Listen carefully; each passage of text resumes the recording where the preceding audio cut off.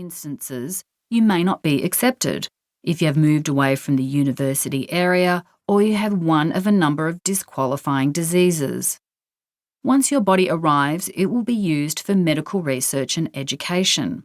The university will cover the cost of cremating your body once they are finished with it. While millions of medical professionals have dissected bodies, the intricacies, histories, and realities of it were absolutely unknown to me, and I think to most people. That makes sense.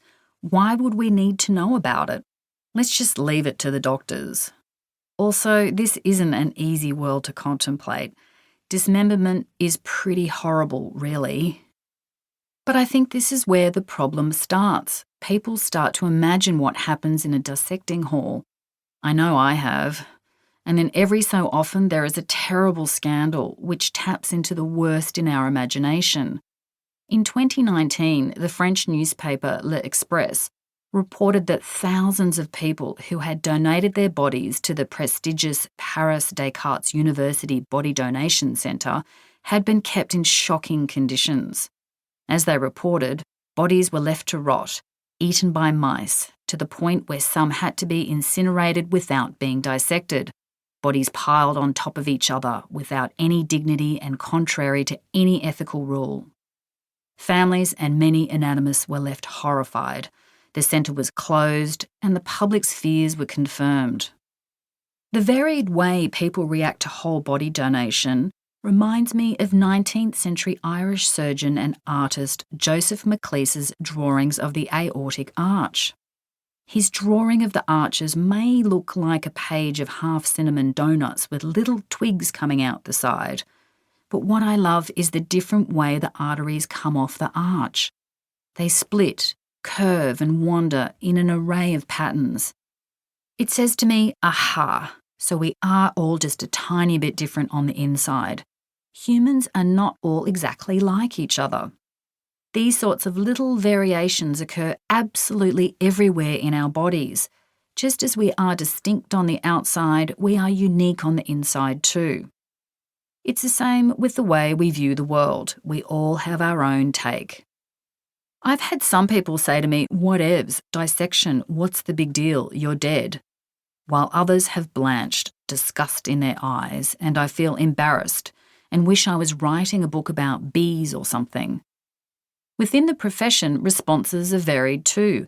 Some anatomists are absolutely devoted to the body donor. Some just go about their daily work. Some would donate, others wouldn't. All I know is this. Studying and cutting up the dead is intrinsic to contemporary medicine and surgery. It's why you can get a new implant in your knee or a cancer removed from your neck. The ancient Greek philosopher Plato came up with the concept of the noble lie, in which elites tell stories to persuade the masses, like, we need to invade Iraq as Saddam Hussein has weapons of mass destruction. A variation of this idea is applicable here. It's quite stark how, as society trundles along, going about its business, it kids itself. There are things happening that we actively don't want to know about, like the assignations our governments get into, how we butcher animals so we can eat meat, or how we can cut up dead bodies so we can treat the living. Some may see all this dissection as ghoulish, a disturbing and unpleasant interest in death. But the problem is that as death is inherently unpleasant and messy, one is slapped with the ghoul label for taking even a normal, pragmatic interest in it. If we were to look more broadly at the notion of a disturbing interest in a topic, I'd put Australian obsession with real estate on the list before death.